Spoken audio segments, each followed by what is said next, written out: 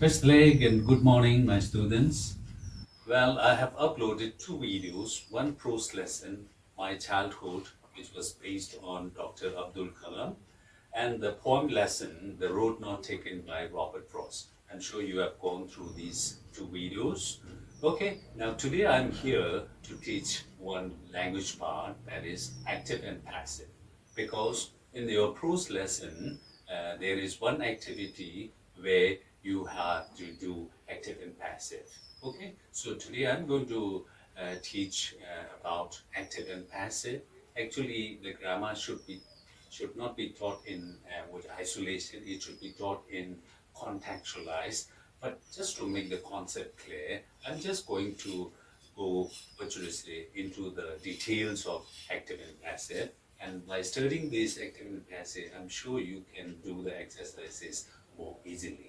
So we are going to do the active and passive.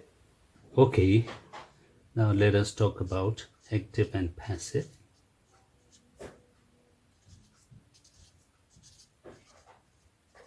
Active and passive. Okay, now you tell me, what decides whether the sentence is active or passive? On what basis can we say the sentence is active or passive? Do you have any idea? Okay, you just try to think. Okay, now what I want to say is, it is the subject which decides whether the sentence is active and passive. Okay, you have any idea? Okay, now let me explain this. Okay, here's subject. Now first I'm going to write one sentence here. Okay, doctors cured patients. Okay, now this is the sentence. For example, doctors cured patients. Okay, now you tell me, what is the subject here? We've got doctors, we've got patients. Now you will say, okay, so doctors, this is the subject. Okay, yes, doctor is the subject. Yes, you are right, because the doctors, they are doing some work. That means the doctors cured the patients. Okay, so we know that what is the subject? Subject is the one who does some work. Okay, is that clear? Yes. Now let us do the next sentence. Okay, the same sentence. Okay, but I will change. Okay, patients were cured by doctors. Okay, now this is the second sentence with the same meaning. Okay, but I have changed this. Okay, so here we have patients, here we have doctors. Okay, now you try to identify what is the subject here. I'm sure you are a little confused, okay, because we have patient here, doctor. Okay, and some of you may say, yes, doctor is the subject, and some of you may say, no, patient is the subject. Okay, now there is some confusion. Now let me give you another meaning of, another definition of what subject is. So far we know subject is the one who does something. Okay, now on top of that, I will say subject is a person or a thing or an animal we are talking about. Okay, and subject may not be always the doer. The subject may not be always the doer. Yes, so now by understanding the definition of subject, now I want you to go back to this sentence and tell me, now what is the subject? Okay, now you will say, okay, patience. This is the subject. Why? Because we are talking about the patients. We are not talking about who the doer is. If somebody asks me, who is the doer? Then obviously, yes, doctor is the doer. But here, we are talking about the patients. Okay? Yes. Now, from this, what we have learned is, we learned that there are two types of subject. There are two types of subject. One subject, okay, who does something. okay, does some work. And the other subject, who does not do anything, okay, does not do. So we have got two subjects. For example, what is the example of the first subject? This one, doctors cured patient. Doctor is the subject and the doctor is doing some work. The second example subject, which does not do any work, just take an example of the second sentence. Patients were cured by doctors. What is the subject? Patient is the subject. Does the patient do anything? No. In fact, the patient receives some action from the doctor. Okay, so that's why this one is the subject which does some work. This is the subject which does not do. So they are two. So the subject which does, we call it active. And the subject which does not do any work, we call it passive. Now, is this concept clear?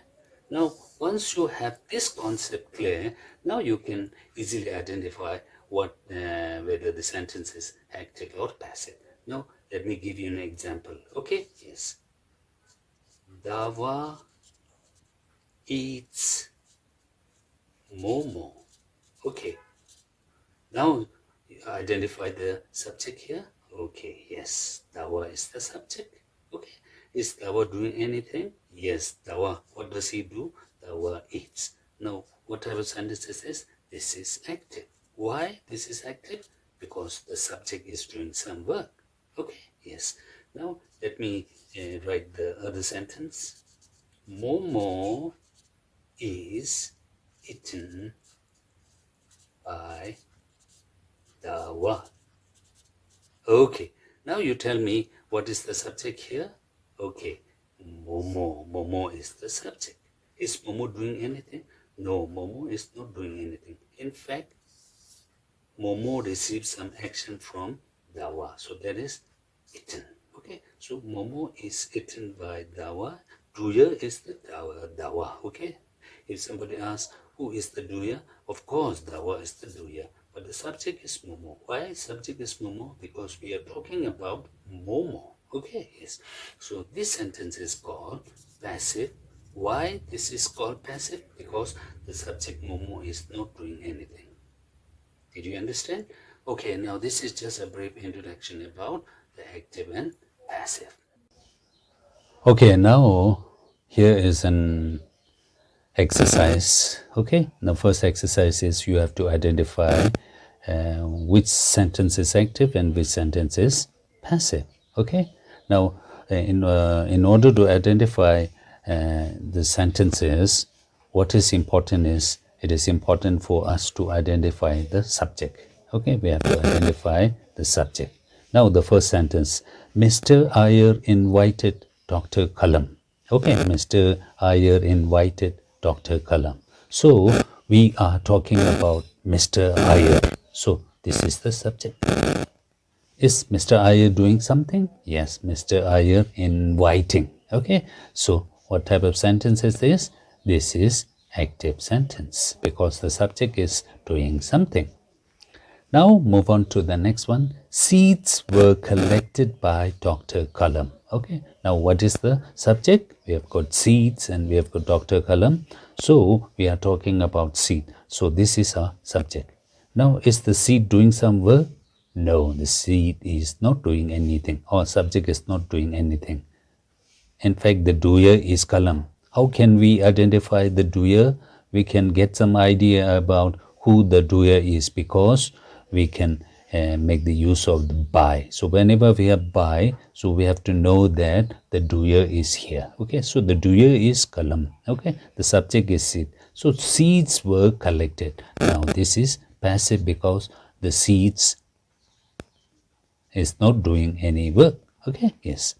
Now Mr. Iyer encouraged Dr. Kalam. Okay, we have got Mr. Iyer, we have got Dr. Kalam. Okay, yes. So what is the subject? We are talking about Mr. Iyer. Okay, what did Mr. Iyer do? Mr. Iyer encouraged. So that means our subject is doing some work. So this is active sentence. Now the last one, Dr. Kalam earned some money. So Dr. Kalam and money. Okay, what is the subject? Subject is Dr. Kalam. Okay, is Dr. Kalam doing something? Yes, Dr. Kalam is working, doing. Okay, so our subject is doing, so we call it active.